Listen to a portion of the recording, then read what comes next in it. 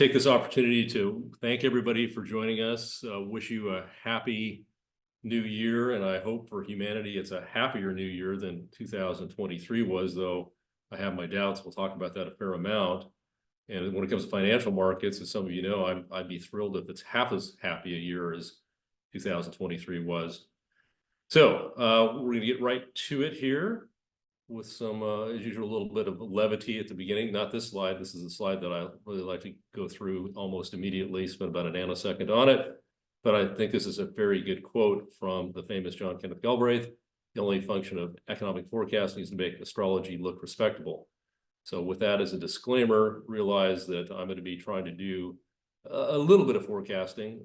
As I'm going to emphasize, it's different because I really do believe in this, that he who lives by the crystal ball soon learns to eat ground glass. And that's what this cartoon shows. And just imagine, instead of talking about scientists, he's talking about economists or Wall Street strategists or financial analysts. So a lot of truth in that. It's a very, very difficult endeavor. And I'm in honor, if you don't know, Byron Wien was really legendary in the financial industry. He lived to be about 87 or so, passed away late last year. And he was really famous, most of all, for his top 10 surprises of the year. So I thought, kind of in memory and honor of Byron Wien, I would do this. So I really want to emphasize these are surprises. So they're not supposed to happen. They're all kind of low probability situations. But I think there is plausibility to all of these outcomes that I'm going to discuss. And the reason it matters from an investment standpoint is when something happens that everybody expects to have happen. I'm going to talk about that with this Goldilocks situation. Markets usually don't react very much.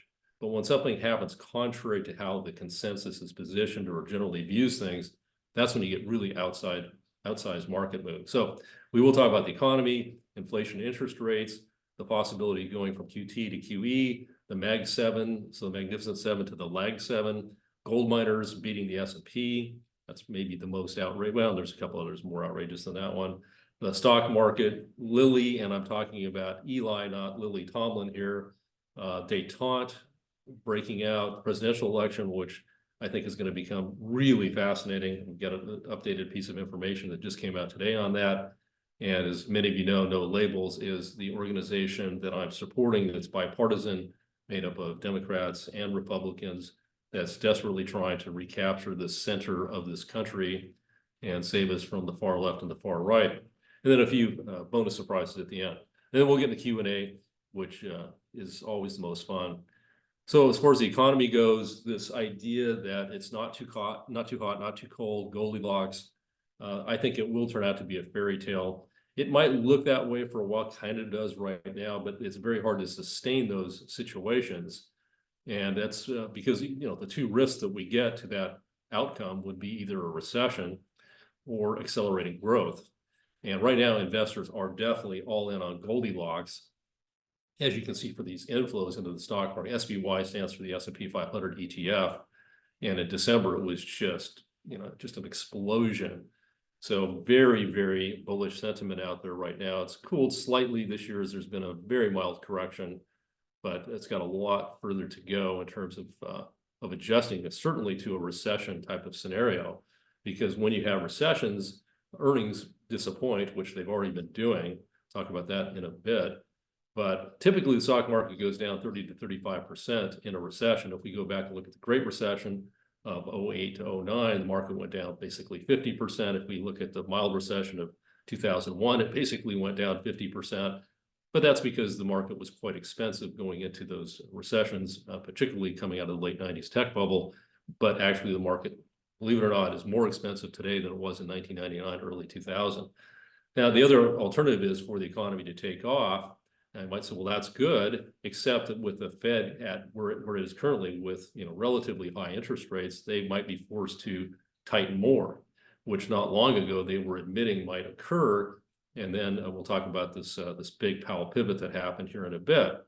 But there are definitely some problems out there in the economy. And one of them is just how much debt there is. And this is looking at revolving consumer credit debt, which is essentially credit card debt, which is now pushing 1.3 trillion at a interest rate of 20%, actually more like 21%. So truly a debilitating level of debt and interest rates. I did hear an expert pundit say that, well, people pay their credit card debts off every month, and that's not true. I mean, some do, but it's something like only about 40% gets paid off each month. And this, as you can see, the slope is pretty steep here and how much more debt is out there. And small businesses are starting to crack, and small businesses are essential because if you don't know this, this is just a fact. They're the primary creators of jobs. A lot of these big companies, they merge, they lay people off. It's the startups that, get going and they hire people, and it's small, but there's so many of them.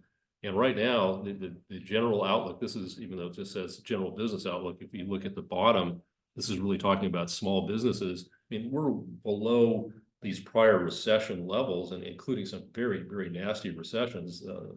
Great Recession got kind of close, but this is even worse when you look at what small businesses are facing and feeling right now. And part of it is that they're paying 9.5% to borrow money, and they were barely profitable, most of them at 4 to 5% cost of money.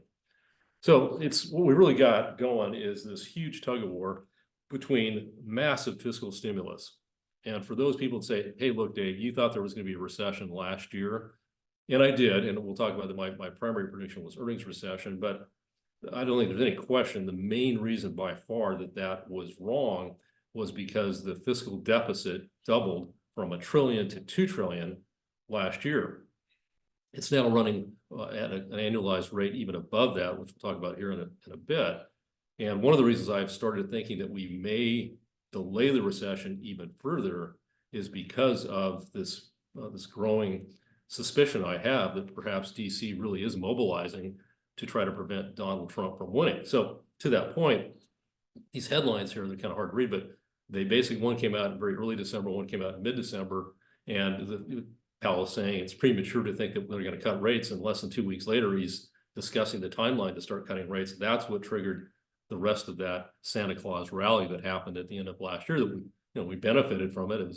That's nice, but is it politically motivated? I think the Fed has become a very political institution, and Trump made Jay Powell's life miserable when he was in the Oval Office the first time. So I don't think there's any question Powell doesn't want him to be reelected. Janet Yellen from the Treasury definitely doesn't want him to be reelected. So I think Trump's deep state is probably lining up to try to keep him out of the White House. So we've got this big battle going on between these recessionary forces, and that's what this image to the immediate right is showing, these blue lines, which is the number of states with unemployment rates rising and definitely screaming recession, but yet you've got all this fiscal stimulus. So it's hard to know which one of these is going to win out. Personally, I believe if we keep delaying this recession, through all these shenanigans, that when it happens, it's going to be even worse. So we'll look at some of the stuff in more detail here. And this, of course, is a really hot topic right now. The idea that inflation is cooling has been very beneficial to the Goldilocks scenario. And that really it's essential that it stays down. And I have, my doubts, but as I said, there is this big tussle going on between Fed tightening and doubling the federal deficit. But Powell's pivot, even though the Fed isn't cutting, that kind of green light that Powell gave to the financial markets to assume, they're assuming the Fed's going to cut, or at least they were very recently, 6 times by 1.5%, 150 basis points, whereas the official dot plot from the Fed is only for about 3 rate cuts. So what's really happening is the financial markets are doing the Fed's easing for them. And that's at a time when you've got these enormous federal deficits, which are highly stimulative. So it's, if it wasn't for that, if it wasn't for what I mentioned earlier, going from $1 trillion deficit in 2022 fiscal year, which ends in September for the federal government, September 30th, we went from $1 trillion to $2 trillion. And that's why we didn't have a recession. That was about 4% of additional GDP. And despite that, many parts of the economy actually were in recession. And we'll talk about earnings in a moment. So I've been talking a lot, as many of you know, about what I call the 4F scenario, federal fiscal funding fiasco. And it's becoming even more fiasco-like.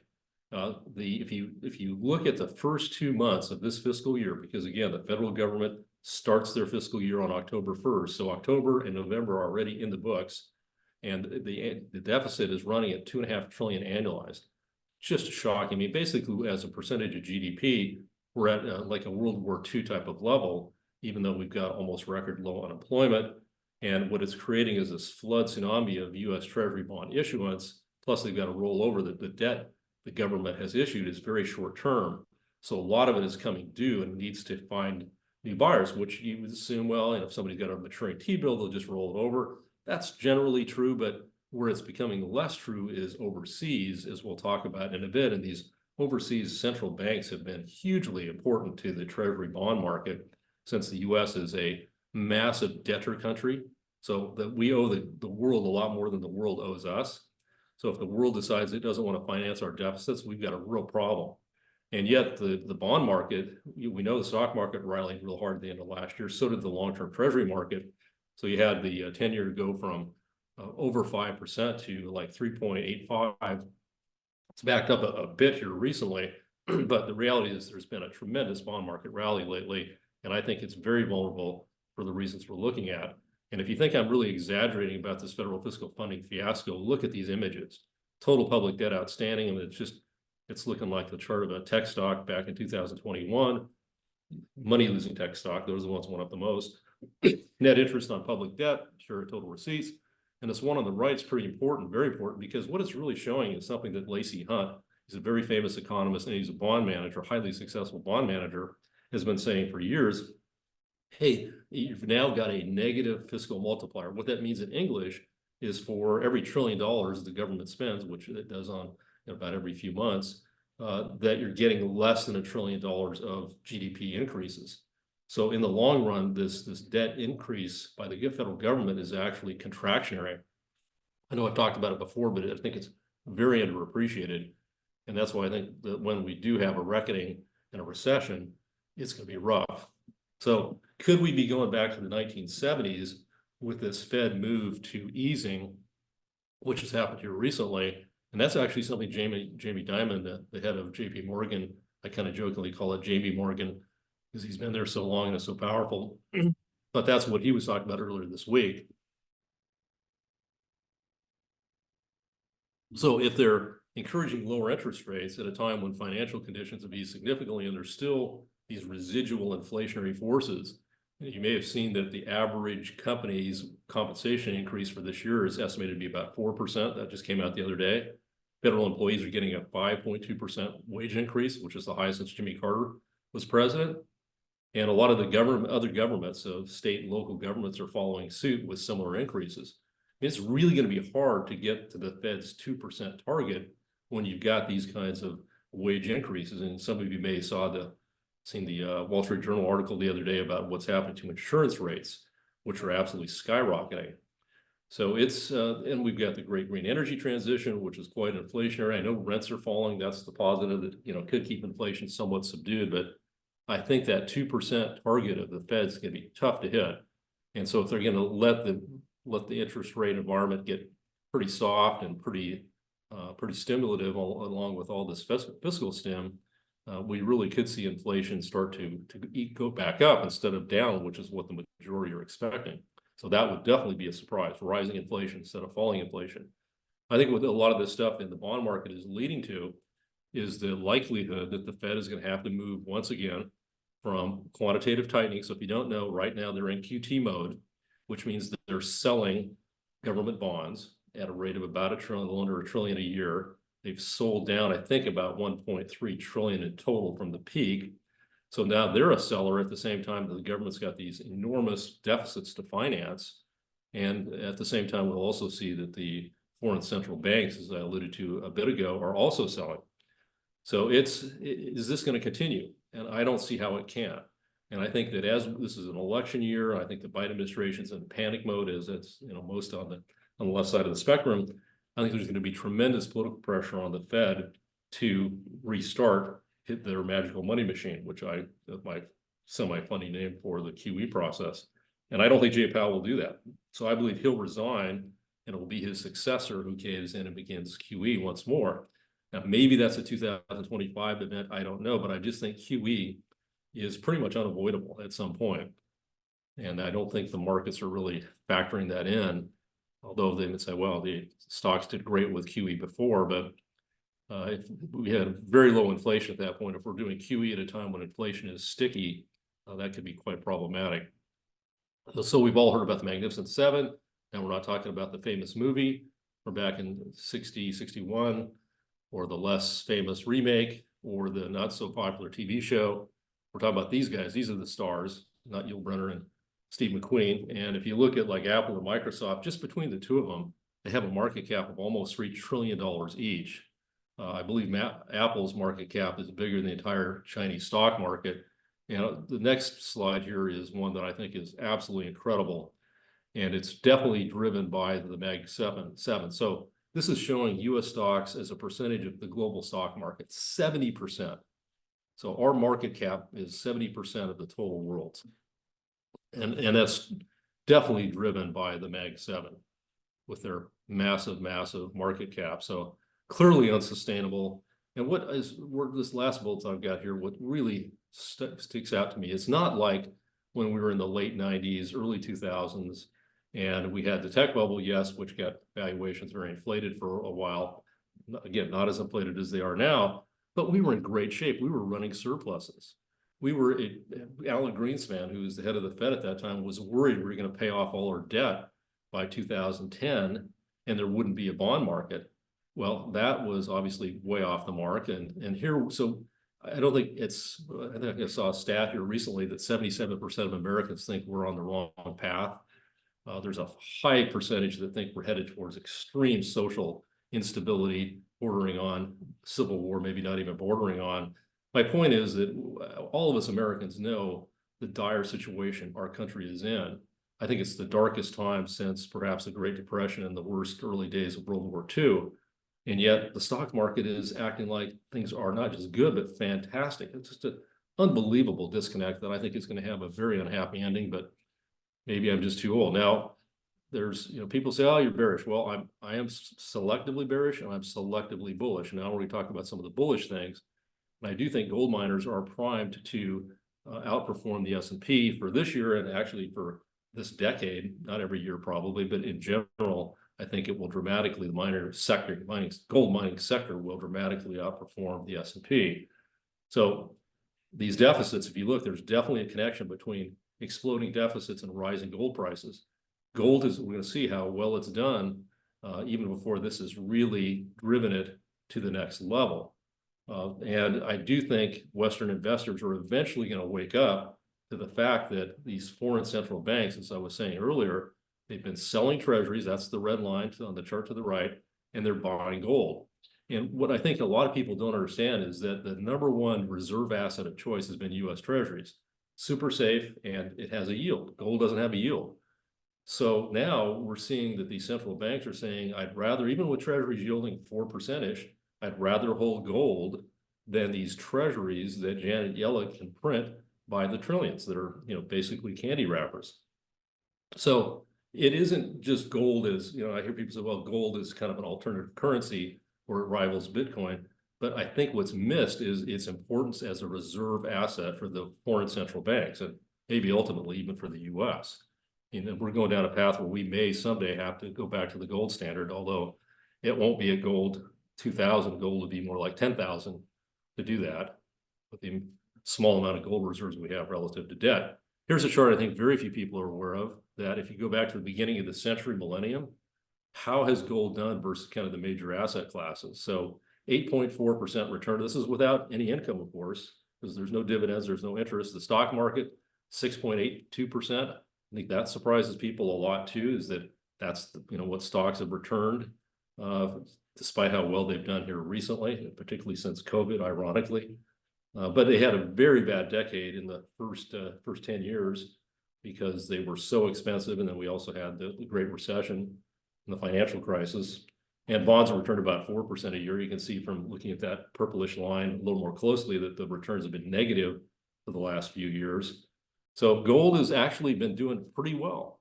And yet gold stocks have not. And I think there's also an unawareness of how low gold reserves are. So if you look at the top 10 miners and their reserves in the ground, they're way down from where they were 10, 12 years ago. And this is very different than with energy, where the US energy companies have been so good at locating additional reserves. As I said before, between natural gas and oil, the US shale producers have basically created 2.5 to 3 Saudi Arabias over the last 15 years. And by the way, that's not going to happen again, which is why I'm very bullish on oil and gas prices in the long run. So here's a shocking divergence. So the white line is the gold price, which has been doing pretty well. Sure looks to me like it's breaking out to it's been kind of hamstrung at this 2000 level since 2020. And it does look to be trying to break above that decisively. But look where the gold miners, that's the blue line. Tremendous lag. And actually, as gold has been going up, they've been going down. It's really never happened before. I said, well, why? What's the factor behind that, the catalyst? And I think it's because the foreign central banks buy gold, but they don't buy gold mining stocks. So it's had the gold miners have had to rely on Western investors who've been much more enamored with NVIDIA, the AI plays, the Magnificent Seven, and really don't give a rip about the gold miners. And that's the kind of situation where you get really explosive up moves. Commodities in general, my little quip is I think commodities will no longer be oddities because they have been performing poorly over the last almost 2 years. And agricultural shares, which everybody seemed to love back in 2022 when Ukraine was invaded by Russia, because Ukraine is one of the biggest bread baskets in the world, but they performed very poorly, like almost all commodities have, except for gold. Natural gas prices were actually rocketed during that period too. They've been very weak, and I think that's going to reverse. I'm bullish, as I said earlier, on natural gas, and I think part of that could be due to a very cold winter in China. LNG exports to both Asia and Europe, I think, are going to shatter the prior records, and they've been quite strong. And the U.S. didn't used to export any natural gas. It's now a huge natural gas exporter, particularly of LNG. We've got these new LNG facilities coming on the Gulf Coast, and they're going to need more U.S. natural gas to supply, the ships that go to Europe and go to Asia. So, U.S., if you look at overall U.S. natural gas exports, they've already doubled since 2013, which is, and if I was to say that that was going to happen 10, 11 years ago, that we would become this big natural gas exporter, if that was one of my surprises of the upcoming decade, people would have had me committed. It was just inconceivable, but it's happened. So looking at commodities, why they could perform a lot better, because when you have the kind of inflationary forces that we have right now, because of these massive deficits, and just think about what's going to happen in the next recession. This is actually an image from Double Line. That's Jeff Gunlock. And he was just talking about that this week, that he believes in the next recession, the policy response by the Fed and by the Treasury is going to be unbelievably inflationary. And I think he's right. And as such, where do you want to be when that happens? Now, trying to predict the timing is impossible, but at some point, I think these things are going to go ballistic. And it is, as I say here, a nice entry point after the correction they've had since this was really the invasion of Ukraine peak here. And you can see since then, it's been a pretty nasty bear market really for commodities. As far as stock market, I think you're going to see this great rotation that started to happen last year resume. I think the Mag 7 will become the Lag 7. And it'll be a big drag on these cap-weighted indexes like the S&P and the NASDAQ. And that's really what this is showing, is just a tremendous, how much of the market cap is represented by the Magnificent Seven, and then the positioning in the NASDAQ 100, which is mostly, the NASDAQ 100 is about 50%, I should say, in the Magnificent Seven, and just enormous at the end of last year flow of money into those stocks and the NASDAQ 100 in general. It's cooled off a bit, but it's still at a very high level. That's a classic sell signal right there. Target date funds, if you don't know, they're about $2 trillion. And they rebalance because these are people's retirement funds. And so as people get older, the participants in the plans, the funds reduce the ownership of stocks and increase bonds. And also when you get these big equity rallies, stock market rallies, they also reduce their stock exposure. And so that's probably one reason we're seeing a bit of market weakness at the start of the year as these funds rebalance. The other thing is if we do get a recession with rising layoffs, plus just the normal aging of the baby boomers moving into retirement, these guys have had such tremendous inflows over the last 20 years that they've been these kind of mindless, persistent buyers. And if they turn to sellers, that's not going to be great for the stock market this decade. And we're due to have a decade of low, maybe even somewhat negative stock returns. But I think the good news is that in some of the areas of the market have been really neglected, and we've already looked at a couple of them, the returns can actually be quite good. So I do think that as we get into this year and it becomes increasingly obvious the very existential threats we're facing as a country, and we just seem to be on this national kamikaze mission that's just so terrifying and so disheartening. And frankly, I don't think it's just it's a function of these extreme politics and these terrible policy decisions that have been made over the last 20, 25 years.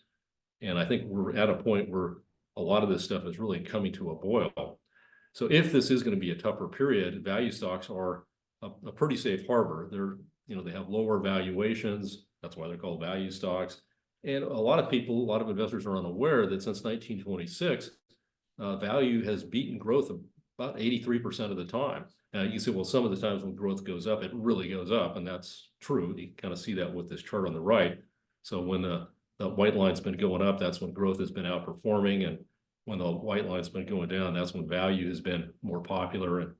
And we're in a situation here where growth has really had quite the run relative to value, and I think that is going to reverse. And an interesting twist on this, which again, I think most investors are unaware of it, is the dividend aristocrat. So if you really would like to beat the market, which everybody says you can't do, well, here's a very high probability way you could do that. And this looks at the track record of the dividend aristocrats. So these are the companies that they're not necessarily the highest dividend payers, but they're the ones that pay good dividends that also raise those dividends on a regular basis. So they're dividend growth plays or investments. And so going back all the way to 1989, the return's been about 11.7% versus 10.2%. Well, that's not a big difference. But look at what that means over the years. It's a 4,175% return versus a 2,600% return. It's dramatically different. And if we look at this century millennium, kind of the same story, actually a little bit bigger because that really bad first 10 years by the growth stocks. But here's the kicker. If we look currently, so over the last 5 years, they've lagged. And as a result, a lot of people are giving up on this strategy at the wrong time. So I would argue very vehemently that this is a time to be owning the dividend aristocrats over these high growth companies that are trading at, in many cases, at extremely high valuations. And by the way, it's not just the Magnificent Seven. And some of you know that I'm constantly making fun of WD-40 because it's trading, really should be WD-50. It's trading at 50 times earnings for a company that's a very slow, steady, but slow grower, though they have not increased earnings in 5 years. They could have a good earnings report, but in general, that stock looks to me like it's going to be a big value destroyer. And there's a lot of them. This could be another one. So Lilly, maybe not so gilded. If you don't know, they are one of the big producers of diet drugs. So these diet drugs have become enormously popular, but we are starting to see side effects pop up. And one of the problems is when people go off these drugs, they gain the weight right back, usually. So it's kind of like you got to be on them for a lifetime. And that's just, that's got health implications that are concerning. So if anybody on this webinar has a Eli Lilly position, congratulations. Look at the appreciation it's had. But you might want to start slimming down a little bit on your Eli Lilly position at this point. So, but it could keep going up. Who knows? But I think it's wise when you have a move like that to take some of the chips off the table. So here's some of the happier predictions I'm making. I think we could have détente this year. Probably not going to happen right away, but I think ultimately the stalemate between Ukraine and Russia is just so draining to both countries, both in terms of money and human lives, that at some point there's going to be some kind of a settlement, and it's probably not going to be the greatest outcome for Ukraine. You probably have heard that if Trump wins, he's going to basically force Ukraine to negotiate. That probably doesn't help their situation too much or their bargaining position. I do think sanctions, if that occurs, will get lifted on Russia, and their stock market, which has got a lot of very cheap stocks, could explode. I'm hoping and thinking that they're going to have a negotiated truce here between Israel and Hamas, with Saudi Arabia emerging as the very improbable peacemaker. And we are seeing signs of a thawing of the very tense relations between China and the U.S. There's a big election, if you didn't know this, in Taiwan on Saturday. And that could lead to a less confrontational stance between Taiwan and China, and particularly between the U.S. and China. So there could be some good news there geopolitically. Now, it could certainly go the other way. I know there's a lot of bright people that think that the Mideast is going to get more unstable, not less unstable. As far as the presidential election, it's going to be, I think, just absolutely wild. And unfortunately, we do have a situation globally, not just in the United States, where democracy is under siege. And this is from the Financial Times just the other day. Can democracy survive 2024? Well, I think the answer is yes. But they're making a good point that there are almost like a record number of elections occurring. It's something like half the population is going to the polls for a major election in their country this year. And unfortunately, if you look at the political trends that are in place right now, they're kind of away from democracy. Even in the United States, a lot of young people they're not that enamored with democracy anymore, which is tragic. But I think we got to say that our dual party system that's been co-opted by the extreme elements hasn't been performing. And so it's natural that people start looking around for an alternative. And I worry that if times really get tough and we start to get widespread riots and social unrest, that a strong man type of personality comes in, and we kind of know who that might be, and then all of a sudden civil liberties start getting suspended, and frankly the U.S. fiscal situation, if it continues the way it is, we may have to have capital controls installed like they did in the UK back in the 1970s. So you can't take money out of the country, or very little, and that would be for the U.S. disastrous, because we are the world's reserve currency still. So it's, boy, this year, that's why I have such a hard time with the stock market where it is, given these very significant threats to our way of life. That's why I don't think it's hyperbolic to use the term existential threats. So I'm thinking it's going to be a 4-horse race for the office, the highest office in the land. And RFK Jr. running the no labels unity ticket. If you don't know about no labels, they are this bipartisan entity. And I've got a little factoid coming up that just hit today, that because a lot of people say, no way, they can't do it. They can't get ballot access. Well, Ross Perot was able to get ballot access in all 50 states and almost overnight back in 1992, ran a very disorganized campaign, pulled out in July, came back in October, and he still got almost 19% of the popular vote. And these no labels folks, I mean, these are very experienced politicians, and we'll see a factoid coming up here that I think is going to maybe surprise you about their potential chances. But as I said earlier, I do think DC is very much, the deep state, the swamp, whatever you want to call it, is very much against Trump, and that may definitely delay the recession, because if there's a recession right now, Biden's he's already in enough trouble. That would be disastrous. Probably should have let the recession happen last year rather than doing that fiscal blowout that delayed it.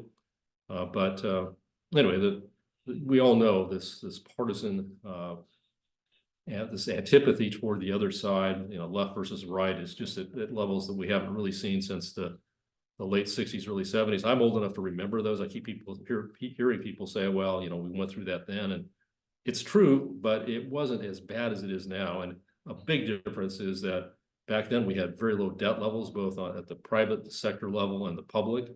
So we had a better ability to kind of withstand shocks than we have now. But anyway, I'm afraid that civil unrest is going to become even more widespread than it is right now. You're starting to see secession support swell in several red states. Is kind of a little funny take on that there are some potential legislation in Texas to consider leaving the union. It's not going to happen anytime soon, but that happened up in Canada repeatedly, with Quebec threatening to secede. In this case, the idea that this is the blueberry inside of a bowl of raspberries is often said about Austin, the Berkeley of Texas. But again, that's more humorous than anything else.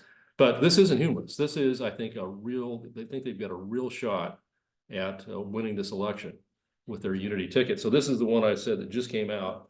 So there's a super PAC forming that may provide as much as $300 million of funding to the no labels unity ticket if it's viable.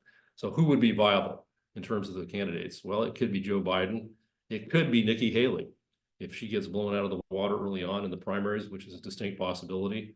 But there's other candidates out there. It needs to be somebody well recognized and that's fairly moderate. There's no perfect candidate out there. Any name I throw out, you can say, well, what about this? I don't like that about them. But realize this is, we're not like your exam being graded on a scale of 1 to 100 with just purely how you do this is the ultimate grading on a curve. We're talking about a couple of deeply flawed candidates between Biden and Trump. Interesting thing to think about is if either one of them wins, there'll be a lame duck as soon as they're in office.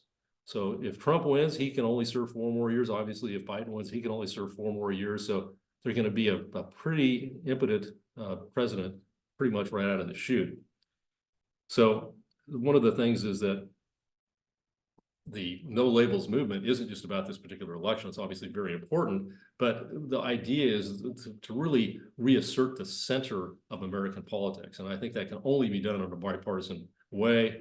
And I think that can happen. And if so, we'll get away from this incredible bitterness and hatred of the other side that's been so dominant lately. And we really could have a new political era dawn in America, could really be morning in America, as Ronald Reagan said back in the early 80s.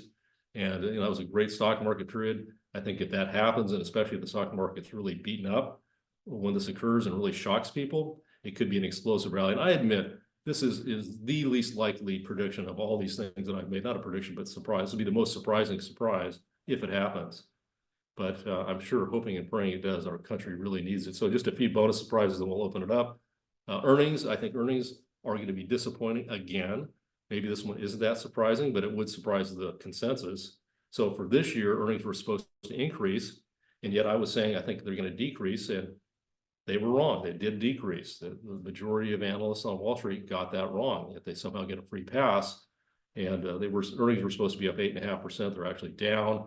What's amazing about that is usually when you have big federal deficits, that's rocket fuel for earnings. So to have had an earnings recession at a time that the federal deficit was running at $2 trillion is really indicative of how weak the underlying trend in corporate earnings really was. So anyway, I got that part of it right, and that was my higher conviction call, as some of you know. So then another area that I have liked a lot, emerging market, local government debt, so bonds. And when you look at this as comparing to G7, G7 is just a code or a short abbreviation for the developed countries, the big countries like the US and Europe and Japan and Canada. So these emerging market bonds have been outperforming, going all the way back to 2020. And I think they will continue to do that. In many cases, these countries have a lot less debt. They've got relatively low inflation. They're following better policies than the US is. So it's important to look at which countries you're referring to. Brazil is one that we like a lot. It's just tough to invest in other than through funds. But you've got a 10% yield there on their 10-year government. Inflation's running 4 to 5. So way better return profile than what we've got in the United States, with the 10-year treasury yielding 4 and inflation running at about 4. So net of inflation, zero yield, unless you assume inflation is going to go a lot lower, which some of the bond bulls are. I think another major positive that could happen this year is a breakthrough in molten salt nuclear reactor technology.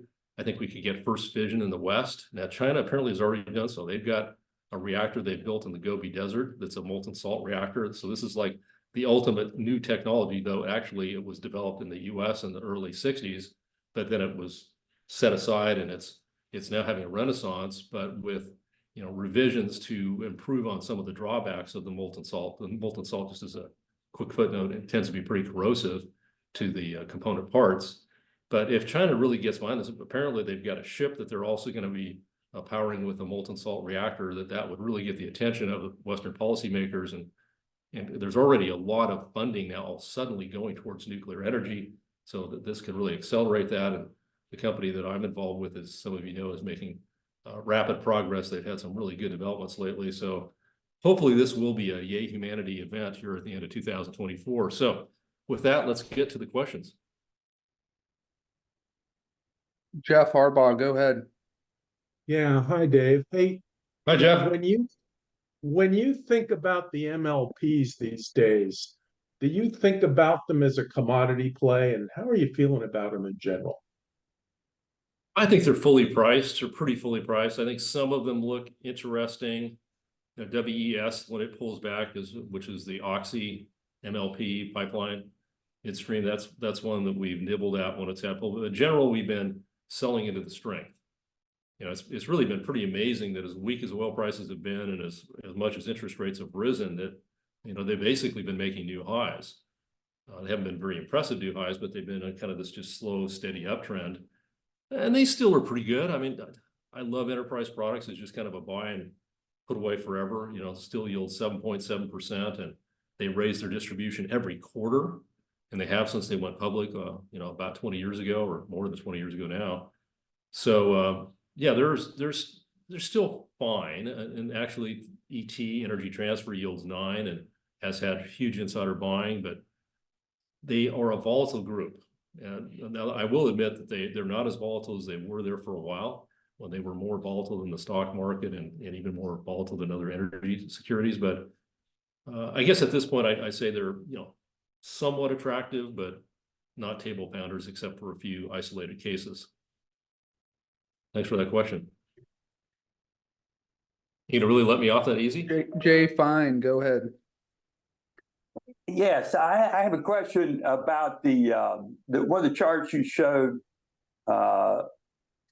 which said that the market cap of U.S. stocks is now 70% of the world MSCI index. What does that mean for expected returns overseas, do you think? Yeah, I think much better overseas. And I can remember so vividly right after the Great Recession, 2012, 2013, there was such a belief that you wanted to invest in emerging markets. Go back and look at some of those news stories at that time. You could probably do it on the internet. It was the typical consensus thinking.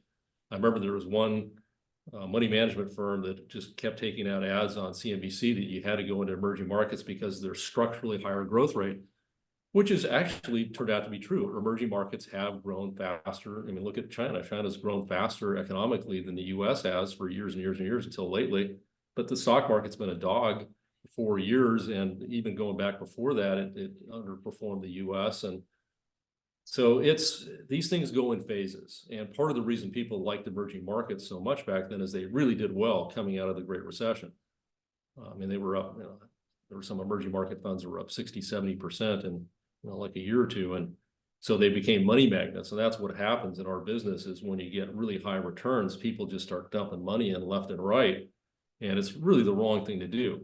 It can work for a while, but ultimately those things are very hard to sustain and you get reversion to the mean. So I think the fact that the US has got 70% of global market cap with only about 20% of GDP and all the problems that we have just makes no sense. So yes, I think you're right that instead of going into a foxhole and saying this is just terrible, realize that money is portable for now. We can invest overseas in securities that have higher returns. And so, yes, I think you're exactly right. And not just on the equity side, I think the debt side in some ways is maybe even a better risk-adjusted play. Because some of these emerging market equities may have trouble if we have a global recession. And you look at some of these global economic numbers and they don't look so hot. I think the IMF just said that the planet's going to have, is in the midst of one of the slowest growing 5-year periods it's ever had. And Germany looks to be in recession. China is in recession by its standards. And so I mean, are there attractive emerging market equities? Yes, absolutely. But I think the debt side is at this point more appealing again on a risk-adjusted basis. Would you favor EM over developed foreign markets? Usually, I mean, the one that's definitely developed that we have really liked and has been a great performer is Japan. In fact, we were just looking at one of our analysts doing the chart analysis. As many of you know, I'm a big believer in multi-year breakouts. And of course, that market, they had the massive bubble in the late 1980s, and then it went into basically a 30-year bear market. For people that say that stocks only go for the long run, realize that when you get prices really nutty, it can be decades before you return back to where you started at that high point. But Japan has been for the last 7, 8 years. The big breakout in Japan happened in 2019. And since then, it's just kept on running. And as you know, Warren Buffett's he's made a lot of money buying Japanese stocks. And now that market looks a little bit overheated, a little bit extended, but the yen is very depressed. We like the yen. That's another way I think you can make money overseas is there's yen ETFs out there. But I like the combination of the yen ETF along with Japanese equities on a pullback. So yeah, and you don't want to tar everything with the same brush, either or paint it positively. When I say emerging markets are attractive, some are, some aren't. just like even with the bond market, I wouldn't buy bonds in Turkey. I wouldn't buy bonds in Argentina. But Brazil is a very different story. Indonesia is a very different story. There's a number of those bond markets that have really good yields and good fundamentals too. It's Let's, interesting. oh, go ahead. I'm sorry. It is interesting that they've done as well as they have, because I think they make our QE look, pretty little league. I mean, Yeah, now you're talking about Japan when you say QE? Japan, I mean, they're much more indebted than we are. Absolutely. It's very true. Very good point. The difference is there are two big differences. One is they owe their debt almost all to themselves. So yes, the Japanese government is actually way more indebted than the US government, as hard as that is to believe. But Japanese households have enormous, mostly cash. They've been very reluctant to buy equities, which is, that if that changes, that could be the continuation of the Japanese bull market. The corporations are very cash heavy. The other thing is they are an enormous creditor country. So like when we go back to the days of the 1970s, not only did we have relatively low debt, I mean, by the end of the 70s, our debt to GDP was down to like 28%. And now you put a 1 in front of that, like 128% is where we are debt-wise. But also we were a massive creditor. We were the world's #1 creditor country at that point, because basically we rebuilt the world after World War II. Now we're the world's biggest debtor country.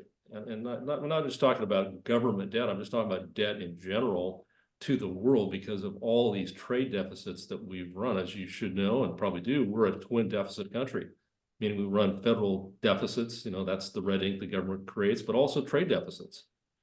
So it's just, and this idea, the dollar's been quite strong over the last few years. It's like, man, that's hard to believe. I just think whether it's the dollar or the US stock market, the pricing is just inconsistent with reality.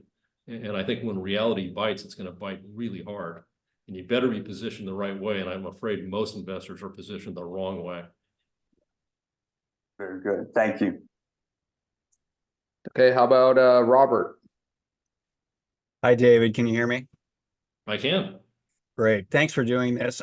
I think you and I are simpatico both on the macro and a lot of the individual sectors that we look at. I'm wondering, given your statements about kind of mega cap tech underperforming, are there any other areas of maybe sort of strong performers for the broader market in the last year or even few months that seems uniquely ill-positioned for the world that you foresee? I know you don't short for clients, but for those of us who do, what might be fertile hunting grounds for subsectors that are priced for perfection and likely to disappoint? Yeah, absolutely, Robert. I mentioned WD-40. I think that's just one of the best shorts out there for those willing to do that, because it's nonsensical. Now, as you know, nonsensical can continue for a longer period of time. But I also look at some of these kind of meme types of plays, the ones that the Robinhood Reddit crowd like to get on, like Carvana, Affirm, these things that are serial money losers and have huge market caps.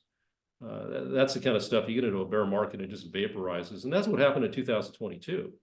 A lot of investors have amnesia. I was talking to a guy here recently. Oh yeah, the stock market's so strong. Well, it was last year with a limited number of companies. I think something like 77% of the stocks last year underperformed the S&P. So it was a very narrow market that got a little broader at the end of the year. But if you went back to 2021, there were all these profitless tech stocks and the other meme things like GameStop and AMC.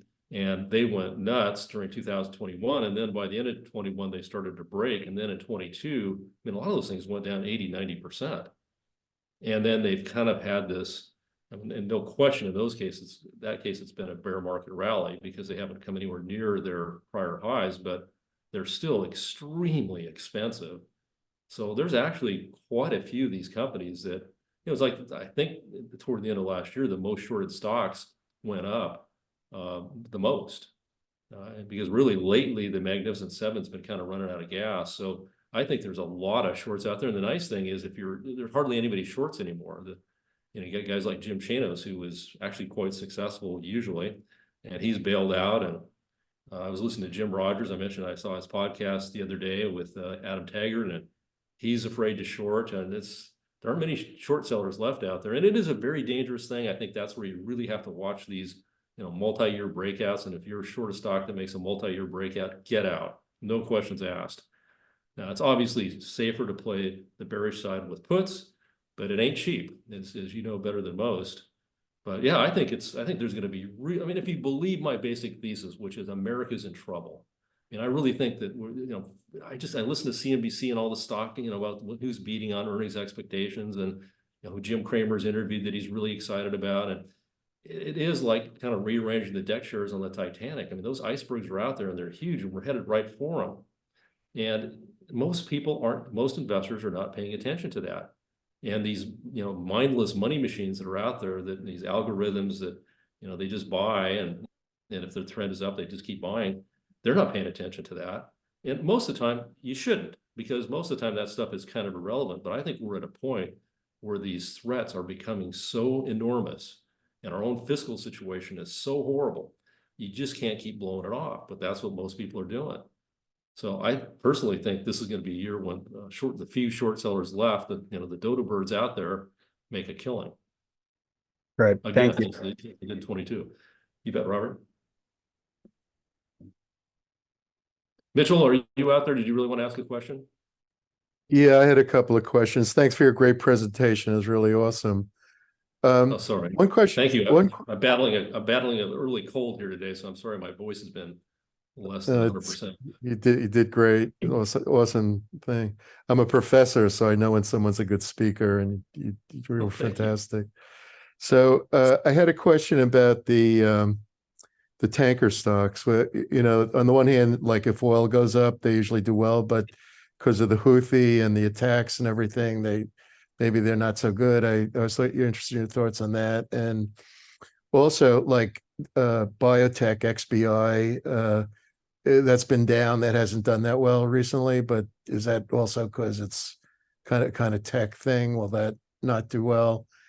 And finally, do you have any, like, you kind of gave a scenario where the dividend aristocrats, the gold and commodities, and the money market, or at least something non-risky, would be good. And do you have any thoughts about how to allocate that for my personal, like, do you think like 1/3, 1/3, 1/3, or something like that would be smart? Well, I'm sorry. Well, I know what you're saying, 1/3 maybe dividend aristocrats. What were the other 1/3 you're referring to?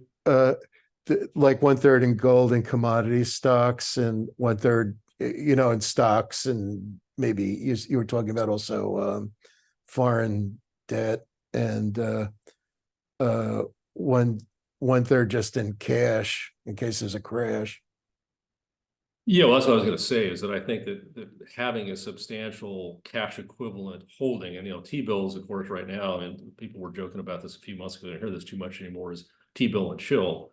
But I think T-bills at a 5% yield for 25%, 30% of the portfolio, given all the threats out there, is wise. So yeah, that would be I think that's the first base you cover. And then from there, you start working in what looks like the most attractive, kind of based on your needs. And I would think that most people on this call would think income is pretty important. I'm always amazed that people are so focused, investors in general seem to be so focused on growth, trying to get growth. And I think getting growth at a time when you've got the kind of setup that we have with all these, really dire problems, it's, trying to force that and say, well, I'm going to get growth out of US stocks at a time when that's going to be really, really challenging unless you're willing to bet on the great rotation, to be where what I call, remember Merrill Lynch used to say the thundering herd, I call it the blundering herd, where the blundering herd isn't. And so, yeah, that's where the dividend aristocrats would come in. And I think a 25% position in the dividend aristocrats, because you can diversify heavily across those. They're great companies. Biotech, I wouldn't put 25% in biotech. That's a more specialized space, but they've underperformed. There's some interesting names out there in the biotech space that I'd be looking at some of the ones that are breaking out of the multi-year trading range. I think Amgen had a breakout, then corrected really hard, but then it's come roaring back up. So yeah, I think there's some opportunities there. The emerging market debt is an area that I probably wouldn't put 25%, but I certainly think it could be 10 to 15%. There's a number of funds that give you access to the better emerging market debt markets. And so TEI is one, which is the Templeton, hasn't had the greatest track record. A better track record has actually been EDD, which is a Morgan Stanley emerging market fund, but I think TEI will come back. It's got a good manager. So those are a couple of specific tickers you could look at. Unfortunately, it's almost impossible. I mean, maybe Robert can buy Brazilian bonds in local currency. You can buy Brazilian government bonds in the US.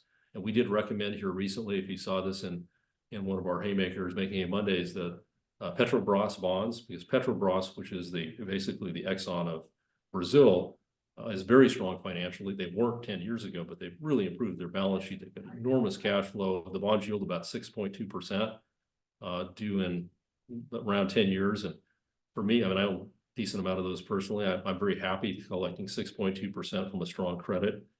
So yeah, I think there's definitely areas of opportunity out there. People say you're really bearish. And I say, well, I'm selectively bearish, but I'm selectively bullish too. And I think that works the best. There's very few times when you just want to be only in T-bills. I don't think this is one of them, but I do think you should have a lot there, as I just said. Did that answer your question adequately? Did I miss? Yeah, thanks a lot. That's great. Thank Oh, you. you said tankers. I'm sorry, you said tankers. Oh, yeah. I've not had good luck with tankers. I've got some buddies that are knowledgeable in that space. They like them. If you want to send me an email, I could ask him, what he likes the best, and I could give you those names. But it's a highly cyclical area. I've done better with in energy with the lesser cyclical types of plays, and of course the midstream are probably about as defensive as you can get. But I've gone through some really nasty bear markets even with those guys. Yeah. Tanker stocks, when they get hit, they go down to the bottom of the sea pretty quickly. They tank. They tank, exactly. Good line. Okay. Thanks a lot. Sure.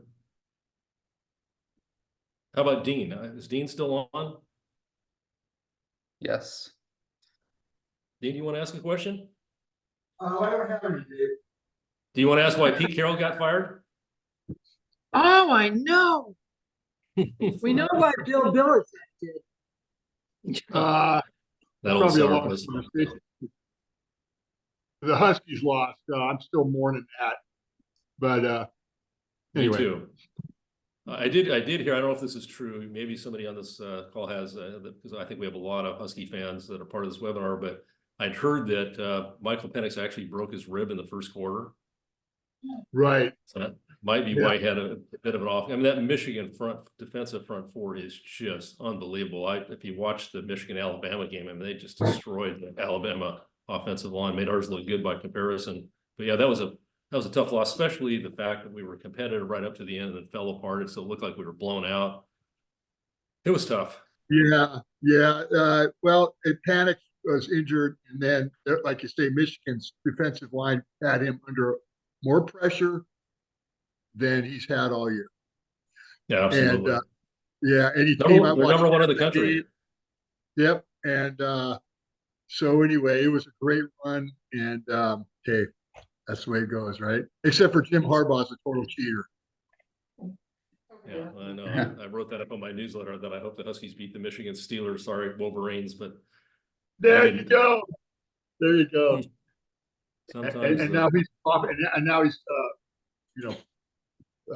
capitalizing on that, which anyway. But yeah, it was a great run, Dave. I followed it very closely all year. I can't believe you just always wonder if you're ever going to get there, even get to that game, right? And the Oregon games were just terrifying. I mean, they were the cardiac kids for sure. They were the cardiac kids. Bo Nix. I mean, I even though I hate Oregon, and Dan Lanning and that whole crew are awesome, and he is a great quarterback. He's going on to the NFL to do something big, I think. And same with Panics too. So anyway, it was a cool year. Now, do you want me to ask me about the economy or financial markets or anything like that, Dean? Yeah. You're always a font. Is that what we were talking about? Yeah, I think so. Dave, I really don't. I really don't. Everything, all the information was really good. I appreciate it. Looks like we might have a question from Vinamir. Hopefully I'm pronouncing that right. Go ahead. Thanks. Hey, David, thanks for a great set of slides. I had actually three questions. One, look with the ETFs, Bitcoin, etc., being launched. Any thoughts around putting a small proportion of the portfolio into the Bitcoin miners? Because I believe they tend to be fairly highly leveraged to the price of Bitcoin. Just keen on your views on what you see in that space, and where do you think that may be headed, and is it a good hedge in any way? So that is one. Second, I had a question specifically around commodities, and within that, players like Alcoa, right? Do you have point of view on that? Should one kind of think about exposure to China, linked, i.e., when China comes out, commodities and aluminum and others, FCX, copper. So that's question number two. Third, in the whole AI space, much hyped question. Where do you see opportunities still in the semiconductor stroke AI space? Are there really any decent companies which are well positioned to kind of still grow without the exuberance of NVIDIA, etc.? So those would be the three questions. I would welcome views. Let me work from last to first. And so, yes, I think the answer is on the AI and semis. I think that, obviously NVIDIA is been the go-to name. And interesting, if you look at a multi-year chart, it gave a great breakout signal, back earlier last year. So that was, even though it looked kind of expensive, the chart was telling us that there was something very positive going on fundamentally. And of course, it just blew away earnings estimates. And I admit that I got tempted a little bit when it pulled back to the 450 range, because it was actually pretty cheap on a PE basis for its growth rate. I worry that there's a lot of double and triple ordering going on right now, which is kind of the history of semiconductor cycles. Is, everybody thinks this is a super cycle, and then pretty soon you find out the reason it was so super is people were over ordering. But I think there's a lower risk way to play with still one of the best positioned semiconductor companies, and that's Taiwan Semi. Obviously, you got to hope if you buy TSM that I'm right, that there's going to be détente, or at least a lessening of tensions between Taiwan and China, and that China won't invade. I think the odds of a Chinese invasion, it's going to be a very, very difficult invasion to try to pull off across 40 miles of open water. And Taiwan Semiconductor is obviously building plants around the world, but they really do have the best foundries. And you really can't have AI chips without Taiwan Semi chips. So I think that's a lower risk way to play. I think it's trading for around 18, 19 times earnings, at least based on the estimate for this year. So, not a real demanding stock. We've liked Qualcomm in the past. That's a bit different semiconductor play, but it's run a lot lately. On a pullback, that might be a decent name to look at. It's done pretty well from when I first wrote it up back when I could name names, which, as maybe some of you notice, I'm naming names more than I did there for a while, but I've just got to be careful. And I think this is a very legitimate qualifier caveat that you really need to do your own research, because it's really not fair to rely, if you're do-it-yourself, or to rely totally on somebody like me. If you're do-it-yourself, you should be used to doing your own research, and I can give you things that I think are interesting and kind of why I think they're interesting, but official buy recommendations, individual names, is something I can't do. Now, it's easier with asset classes, and we've been pretty fortunate there. So, all right, let's keep going. Let's go to your idea about commodities. You mentioned Alcoa. In the aluminum area, I've tended to prefer Norsk Hydro, because they are an aluminum producer, but they've got this tremendous advantage of the hydropower. And they're also, really well positioned relative to Europe that doesn't have that cost advantage. But I think you also mentioned FCX, which is Freeport. Did you say FCX? Freeport? Yeah, I did. That's one of our favorite names, because here's what's happening. And you may have seen the news about Hertz today, where Hertz is basically going to, disband their EV fleet. And what's happening is that it's so expensive to repair these EVs that it's just clobbering Hertz's profits. And the pushback on EVs, which is something I was, some of you know that a couple of years ago I was saying, hey, I think there's going to be real problems with this great green energy transition. And one of them is going to be consumer resistance to the EV, the electrification of the fleet. I think EVs make sense for part of the fleet, but for the entire auto fleet to be EV is I think that's an impossible dream. So realize that was a big positive for copper. However, you're still going to see millions of additional EVs on the road over the next 5 years. That I'm quite convinced of. A lot of them might be Chinese. And that's, something to be aware of, is that China has become the #1 auto exporter in the world, mostly because they're EVs. They've got EVs they can sell for $10,000 a car. I don't know how they can do it. I thought the batteries cost more than that. But, you know, for the most part, they're in the $20,000 range.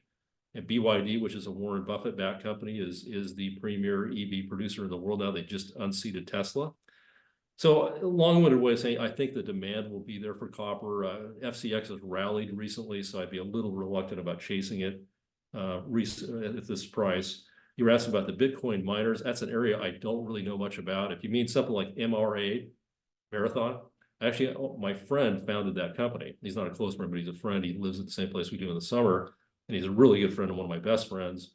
And he's made hundreds of millions of dollars personally on that company, and that stock bounces around like crazy and might be a good stock to buy, you know, next time it gets clobbered. My fear with Bitcoin, personally, I think that the approval is ETFs could put in a near-term top. There's been such anticipation of this happening.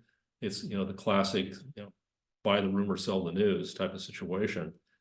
So I just don't understand them very well. So I'm not a good person to ask, but I keep worrying that Tether is going to blow up. And I've warned people for years, be careful of a lot of these kind of peripheral companies that represent the ecosystem for the crypto universe. And so many of those have gone, you know, just completely vaporized.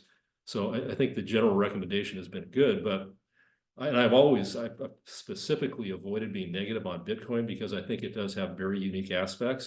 It was all that other stuff that I thought was really a problem and likely to blow up, which it did. Tether, though, is one that I thought would already have blown up, and it hasn't. And to me, it looks like a complete fraud, and it's such an important part of that ecosystem. But I don't know, maybe, you know, I know the bulls believe that you get rid of those weaker players, that it just kind of continues to concentrate capital toward Bitcoin, and maybe that's true.